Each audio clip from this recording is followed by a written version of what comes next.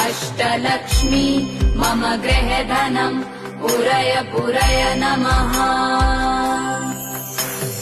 ॐ ह्रीं श्रीं क्रीं श्रीं कुबेराय अष्टलक्ष्मी मम गृहधनं पुरय पुरय नमः।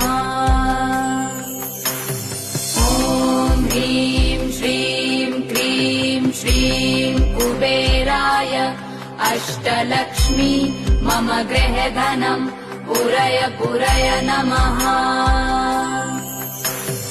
ॐ ह्रीं श्रीं क्रीं श्रीं कुबेराय अष्टलक्ष्मी मम गृहधनं पुरय पुरय नमः।